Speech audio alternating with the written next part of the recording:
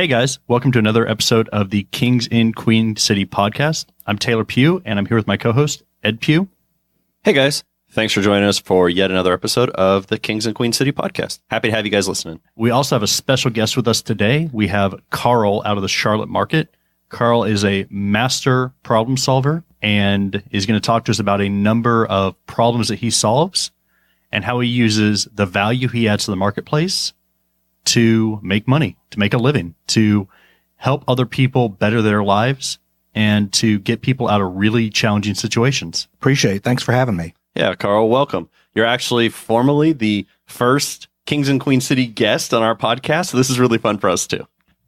So yeah, guys, one of the reasons we've asked Karl to be on the podcast with us is as we've watched his business from afar, of course, we're not specifically business partners, but as we've watched his business, he really is able to engage in his business in a way where he's continuously solving problems for people and giving that service mentality, which we talk about both on this podcast and offline quite a bit. Yeah, I think one of the things that's different between what I do and what other people do is we really talk to people, find out what their situation is, and listen.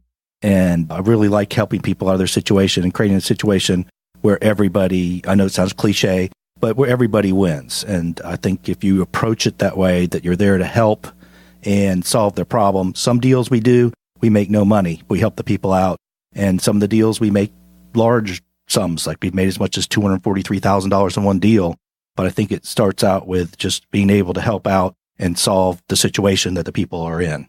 Absolutely. And it's funny, Karl, when someone hears you or someone like you say, well, I made $243,000 on one deal, I think a lot of the context of what's left off of that comment, how much effort and how much time and how large of a problem you've solved. Our experience has been the larger the problem you're solving, the greater reward you get from the marketplace. And so when we talk about an opportunity like making over $200,000 in a deal, like what is a deal like? What type of problems are you solving for a deal like that? Well, that deal started with a gentleman that passed away without a will.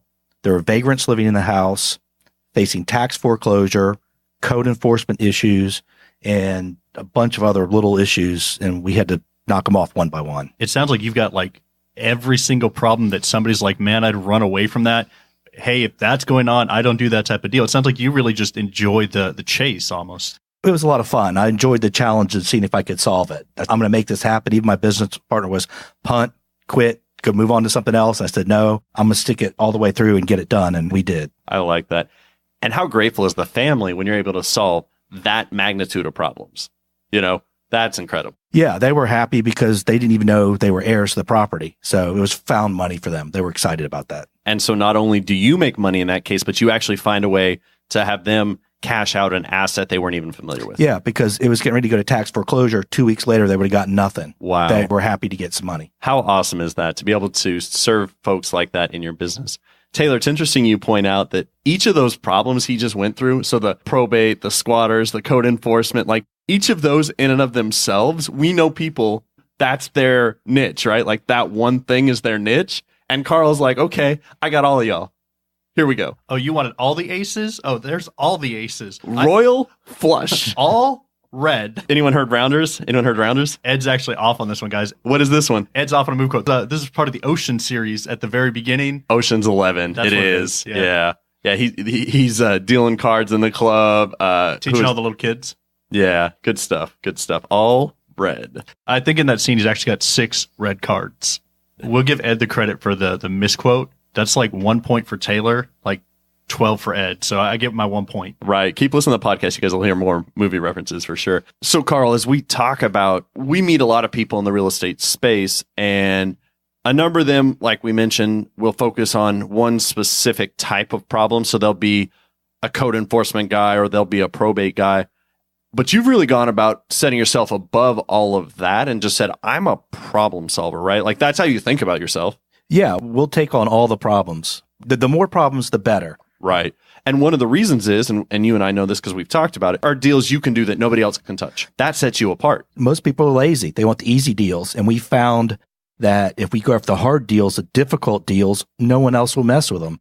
So we just jump in and be honest, we don't even know how we're going to solve them half the time. We just say we're going to do it, commit to it, and we're going to do it. Being a problem solver sets us apart, from other people in the space. So basically, we have no competition at all. And I think a good example of that is like your approach with the subways, for example. Can you tell us a little bit about that? Basically, what I do is I go and just sign a lease. I had no idea where the money was going to come from, how I was going to do it. I would just commit to it. And that's what we sort of did with these deals. We said, okay, somebody's passed away. Here's a situation. We're just going to figure it out. And we jumped in and we figured it out. I'd like to say we're like some kind of rocket science stuff. We just got in and we just did it. We committed to making it happen. You know, Karl, it's interesting you talk about starting a subway. I think to start it today, something like 250 grand. Does that sound accurate? I think so. When you started, though, what price point were you at? And then you talked about not having any funds. How did you do that? Well, what happened was going into the school at Appalachian State, and the subway from Boone came up for sale. The owner wanted $35,000 cash for it. So like, this is a great opportunity. It's across the street. The students will support us. So what we did was we went to all our relatives and said, hey, I got a great opportunity to buy this subway. It's mismanaged. We can turn it around. And everybody said, oh, it's a great idea.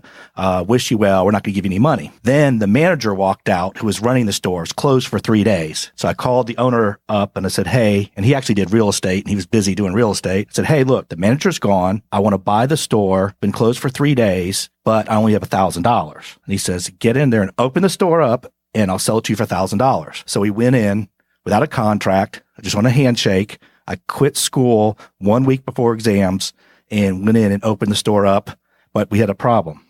I didn't have $1,000. So I got a partner who put the $1,000 in, put my Volvo station wagon in, and we owned half a subway for my partner's 1,000, my Volvo station wagon. So that was sort of, I realized you can be creative and solve his problem. His problem was he didn't want it. He didn't want to come manage it. He didn't want to have anything to do with it because he's doing real estate. And it created a win-win situation for everybody. I love the creativity of that deal. Karl bought a subway for $1,000 and a Volvo station wagon a week before finals. Yep, dropped out on a handshake. And he easily could have reneged and I would have been in trouble. And it's also, I think, putting yourself out there a little bit and taking a risk and taking a chance. And if you don't take a chance, I don't think you're going to get anywhere. Right. Like, where would you be? You know, like if that hadn't been the chance you took, then you wait for the next chance and you wait for the next chance. And when you're ready for the chance, what I think you're expressing and what we express to a lot of people is you just jump and figure it out. Are you going to be able to neutralize all potential risks? No. Neutralize as many as possible and then go and do it. Yeah, and just take action and do it. And if you fail, you start over. Absolutely. You know, Karl would have been out his station wagon. So, Karl, how do we get from there? At some point, you opened up more subways. And then how do you get from there into what you do now and how you're creative in solving people's problems today? I got tired of doing the subways. And I wanted to get out. And a buddy of mine told me about this guy, Ron LeGrand. He said, look, this guy can teach you real estate. You can learn how to do it. I went to his course. And then I listened to what he said, and he had a lot of really creative ideas. I took his ideas and just got involved. And for the first 9 months to a year, I floundered. I didn't think I got a deal, but I kept learning. I went to the meetups, networked with people, and I just learned reading books, how to be creative to get involved into the real estate. Ronald Grand is someone that's very educational. And if you can find any of his content anywhere on the web, I highly recommend it. Hey, Ron, if you're listening, shout out. Look forward to seeing you back in Charlotte again next time. Karl, we went from the Ron LeGrand days and we kind of stepped from the subways to the Ron LeGrand to you're doing these really neat creative deals now and solving really complex problems for people. What's a deal that you've closed, say, within the last couple of years or something you're working on now that really gets you excited about what you're doing or is really creative in nature? What is a type of deal you like to talk about in that realm? Well, this is a deal that Newbie brought to me. There was a house, it was sitting vacant, tried to sell, couldn't sell it, negative equity at the time in the property. And the lady was making the entire payment every month. Wow. I asked her, I said, well, why don't you just want to short sale the property? And she says, well, my credit's really important to me, so I'll never short sell it. I'll just keep making the mortgage payment. And I was like, well, okay. Well, what if I paid half the payment? Would you like that? She goes, that would help me out. I said, okay. I said, you know, your house needs some work. What if I put $10,000 in the house and you put $5,000 into the house to get it fixed up? I turned around and rented it. Would that work? She says, yeah, that would work. So she wrote us a check for $5,000. She pays us half the mortgage payment every month. It's $880. She pays $440. It's 4.75% interest. There's about 17 years left. But the basic problem was she didn't want to do a short sale. Her credit was important to her. So we came up with a solution, and part of it was just asking her questions and sort of collaborating. What is your situation? How do we want to solve it? And we sort of solved it together. And so that's great. The property now is worth about $175,000. I owe $75,000. I probably have $10,000 of my own money invested, and she put $5,000 into the property. And then it's rents for $1,095, so it cash flows.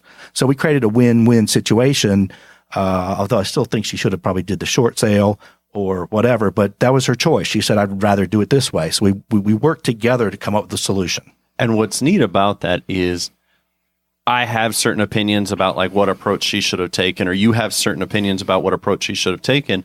But at the end of the day, you worked in a way that met her needs. And I think that goes back to what's really important about the way that you approach your business. The folks who you're helping, these sellers, that you're listening to what their needs are. Talk to me a little bit about that process. I think the first thing is to find out as much information as you can about their situation, what's going on, then come and ask questions and listen. I think people talk too much. If you listen and then you sit down with them and you just collaborate with them. You say, well, if I do this, will this work? And involve them in the process. And that way, I think that really works well because they're part of the process of solving the problem. Absolutely. I think it's that listening to really understand instead of listening to respond and kind of walk her to where you're trying to get her. So instead of doing that, just like really listening, what is your pain point with this property and what are you trying to avoid? And obviously, in this case, she was going to do whatever it took to avoid that short sale. Yes. That she was that concerned about it. For the podcast listeners out there, you guys have heard Taylor and I talk about how we don't believe that short sales should be a tool that are used maybe as broadly as they are in the market. There's definitely a place for it. And this specific transaction might have been an appropriate place for one. We're definitely hesitant about giving that as a broad brush suggestion for just your random real estate transaction. Karl, as you think about your business, are there other transactions that come to mind that you'd be interested in sharing with our listeners? Yeah, there's one that we just picked up recently. It was a vacant house. It's been vacant for almost 10 years. It's in the Smallwood area of Charlotte, popular transition area, and it's vacant. Anybody could have ridden by and tracked the person down and done the deal. But what happened was we drove by, found out that there was 3 people on the deed, pulled up. We do a thing called been verified. It's like a chip trace. Yep. Found out 2 of the people were deceased and 1 was still alive. And we also found out that she was behind on taxes. So we knew there was a problem there. So I tracked down her home address and I went and I stalked her. I left notes on her door. I knocked on her door. I knew there's a problem. The house has been there vacant for 10 years. So after about 4 months of me leaving notes and stuff, she finally called me, said, "Hey, Karl, I hear you're trying to get a hold of me." I said, yes, I am. As if the 17 notes you left on her door. On her door, on her car, Absolutely. Everywhere. Absolutely. The only thing I didn't do, I knew where she worked. I didn't stalk her at work, but I think that's probably a good thing. And just for context, for folks listening out there, Karl literally doesn't he means stalk in the professional sense of, I've tried very aggressively to get a hold of her. Yeah, not in a negative way, yes. So she calls you. She calls me and said, "Okay, I'm ready to sell." I said, "Let's sit down and let's talk about everything." So we met and we were talking about the situation. She was facing tax foreclosure and she's going to lose all the properties. We continued to talk about it and I said, okay. And we came up with the price. She said, "By the way, we have a IRS lien from one of the heirs for $249,000 against the property." And I'm like, okay. She said, "But that expires next month." The IRS liens only last for 10 years and then they go away unless they renew them. Yeah, and just for our listeners, that's a judgment statute specific to North Carolina, and so you'll want to check with the statutes in your specific state, but definitely in the state of North Carolina, those judgments, unless renewed, drop off after 10 years. Yeah, I'm glad you chimed in with that. We signed the contract to buy it and pay cash, but then after doing the title search, it turned out that the IRS lien was there for 1 more year. So we had a problem. We didn't want to give all this cash out with this IRS lien, we had to wait a year. It's too risky. So we had to sit down and solve the problem. We talked to her and said, the main thing is the taxes. So what if we pay the taxes now, and then when we get good title in a year, we'll pay you the difference? Will that work for you? She goes, "That'll work for me." So it was a combination of asking her, solving her problem, because the main thing was the taxes were paid, so she didn't lose everything. And we're safe because there's enough equity. If there is a problem with the IRS, we can work with that. But we know that I hope the IRS is not listening. We know that they do not renew their lien, so we only have to wait till August 18th, and the lien goes away. This address is 127 Stark Avenue. Yes. I'm not going to tell you the address.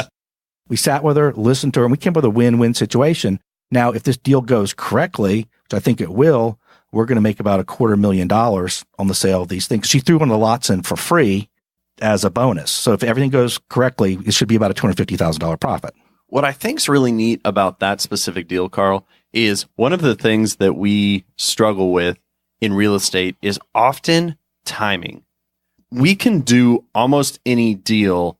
The challenge is that we're often in very short time windows, whether it's a tax foreclosure or a standard mortgage foreclosure or, what code enforcement, a demolition list, whatever the issue is, it's often very time sensitive. There are very few problems given an infinite amount of time that we couldn't solve, but it's often solving it within 10 days, 12 days, 22 days. Those are the time periods that we deal a lot with in the real estate world. And what's really cool about the way you did this deal is you removed all of the urgency, right? The tax foreclosure was the pressing urgency. So then once you removed that, the remaining owners of the property were completely comfortable waiting to receive any portion of their benefit from the property. Yeah, exactly. That is so cool. Karl, it's interesting you talk about having to drive by that for 10 years. We found a project last week that had been vacant for over 10 years. We found that on a Wednesday afternoon. On Thursday, we had a showing with the seller. And on Friday, we had that deal under contract. This thought of, well, Karl's the only one that can do this. I don't say this to take away from the effort you put in. Guys, we're not the only ones that can find these deals. If you just went out driving for dollars, you would find these opportunities. Karl, you talked about a specific case where you had, you used the word stock. I prefer to use the word researched. What do you do and how does your research process start? And then kind of what are your steps you go through when you're evaluating a property? Well, the first thing, we pull up the Polaris, which is our GIS system, to find out who the owner is. Then we go to CRS data to see if there's a mortgage on it. That pulls up the information. Then after that, we use Been Verified.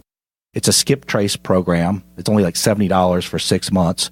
And we get the basic information, but we also go through it in depth. Like you can go through and get people's Facebook page and different stuff and learn about them. So it's basically just doing the research and then tracking the people. And then it gets more in depth sometimes when, this is going to sound crazy, but we absolutely love dead people. When we find somebody who's died, they don't pay their taxes, they don't pay the mortgage, and we know we have a good opening. We love to then do the research on the heirs, find the heirs, track them down. Because a lot of times people don't know who exactly the heirs are and they get paid. So it's just basically, step-by-step Polaris, which is GIS, CRS data, Been Verified. And that's the basic steps you do to track the people down. And there's a tremendous amount of money in these vacant properties, a tremendous amount because they're vacant. People don't want them. Absolutely. And I think it's part of the solution that we bring into the market. If not for these efforts, does it eventually get torn down? Does the county get to take it? Does the state get to take it? You're generating value for you and your team by protecting value for these families, for the heirs, and ensuring that some of that value still remains in the family and that you're being compensated for the time and effort and the skill that you're applying. We just did one the other day on Selden Avenue in Charlotte. They did another one vacant for 4 years and turned out that 6 people had died and there's 15 different heirs. So we did all the research. We actually hired a genealogist and we looked into the obits and we drove around and interviewed people. So we spent a lot of time, but we solved the problem. These all heirs would have got nothing. The house would have been foreclosed for taxes. It's great too, because now they get money versus they weren't going to get anything. Absolutely. So Karl, in your business, this is just a complete personal question, but do you create a genealogy chart? This is the mom, this is the dad, here are their kids. Like you create all that in your office? Yeah, we go have little boxes and we use the obituaries and figure out who belongs to who and where the house goes. And we have boxes for everything. And what's neat too is we get really into the people. There's one deal where there's a lady named Benny who passed away, and she was a school teacher in South Carolina, and she got all these accolades, and it's like we almost become like friends. When we finally talked to him, it's like, yeah, I know about your mom, and I know about so-and-so, and I don't know, it's weird. It's a lot of fun, right? It really is. Taylor and I did a deal on Skyland Avenue here in Charlotte, and it was a rehab that we did, but we got to go up in the attic and we start pulling out things and we're finding all of this different stuff about the people who lived there. We found an old newspaper and we got it framed for the community center. And it was just like one of these, this is that moment in time. And this, what we had framed, this is one of the only remnants of that time, and it's in great condition, and we're able to give it to the community. It was so exciting. That also reminds me, Taylor, about your deal down in South Carolina where the family was related to the senator. Is that right? It was the senator? As we're going in and helping them remove personal items, we found old records, old radios. We found the obituary for the great-great-grandpa talking about what a pillar of the community was, how when he passed away, the drugstore closed, and this was a really hit to the community. And then further down the line, his son had run for state senator, and all the, I won't use the word propaganda, but all the advertising materials and the vote for so-and-so. Like, it was really cool to be, yet again, part of that history and to help bring that into the present as it's been sitting, in some cases, for 50 years. Taylor, that reminds me of back to Skyland. We found all those old letters. In the stack of letters, we found a eulogy for a grandmother who had passed in 1960, written by her daughter. And then we were able to return those documents to the grandson who still lived in the area. Do you remember this? I remember the excitement of you calling what you had found. I think you also found like a report card or something and some other... A spelling test and some things of a school that was still in the area. It's just, Karl, just like you said, it's so neat to kind of get in the moment of what was happening in that time and kind of the why of why is this house in the situation it's in now and where's the family. And it's always just such a great story. You're exactly right. I get excited about it too. Karl, it's just so fun to get not just the business side of what we do, because we love that and we're good at it. And we have team members who do all the different little parts that we need, right? But it's the story behind the people. Like, how did they get in this situation that the family didn't know what to do with the property, or they didn't know how to solve the problem? Or they didn't know that they had a problem. Maybe they didn't know they had the right to inherit a house. Sure. I bought a house one time from a guy who told me he didn't own the property anymore. So I was standing on the doorstep with him and I said, well, I'll make you a deal. If you still own it, I'll buy it from you. And if you don't own it, our conversation doesn't matter anyway. So we signed some documents and I ended up buying the house from him. As a matter of fact, he had assumed that it had gotten foreclosed on and the bank actually released the lien as opposed to foreclosing on it, which was interesting. So Karl, as you think about your business and all the different deals that you've got to do and the problems you've solved, is there one or two others that just stand out for you that are like, this was one that I really got to solve a problem for people, or this was one where it really took a unique skill set? What's a deal that might come to mind for you? Let's go back to the one on Laburnum, the one that we made $243,000. Yeah. That one was brought to us by a bird dog. And he said, hey, this house is, there's some squatters live in the house. The guy passed away and without a will. So I was like, okay, let's find out who the rightful heirs are. We did a lot of work driving around. We interviewed a lot of the relatives. It was sort of funny. A lot of relatives that live in Charlotte didn't even know he died. So obviously they weren't very close to him. And the first thing we found out was his wife had passed away first. So that meant her side was out, and that he had a brother who would have been the rightful heir, but he died in Crete in 1973. And he had two children, Jack and Lewis. And we're really good at tracking people down. We're like, we're going to find these people. We're going to find, and we searched and searched and searched. We couldn't find them. I'm like, what are we doing wrong? I think it's one night I was sitting with our partners, Maria, and I was drinking a lot of beer. She said, hey, what if the mom got remarried and the boys changed the name? So we're like, ding, ding, ding. So we started researching newspaper articles and stuff and found out that she married a police officer in New York and changed the name, and the kids got their names changed. Even though she had passed before the remaining owner, from an ownership perspective, the names still changed. Actually, right? I didn't explain that right. The wife had passed away first, and then the husband passed away, so it went to his brother as his brother's wife. Got it. Okay. So I wasn't following that. Yeah, I didn't explain that real well. So she got remarried, so the boys changed their name. So then we eventually found them from the newspaper article, tracked them down, and then there was a lot of other problems. So the other problem was there's city code enforcement on the property. There was a niece that had signed a lease to 2040 for $1 a month. So we had to buy that out. And then she had moved in, and these vagrants that were there, they're, I guess, doing a lot of drugs, a lot of problems, and we had to get them out. So we had that problem. Then we also had a tax foreclosure. Then we also had the fact that there's no estate. There's another problem there. So we had all these different problems we had to solve. Wow. So many moving parts. That's really a great example, though, of how, it's not like any one of those problems in and of themselves is impossible. As we discussed earlier, there are individuals who those are parts of the market that they like to focus on. But I love that you've said, look, our team is good enough. We're going to take on any problem, no matter how large. So, Karl, you've already dispositioned that property, or you guys still own it?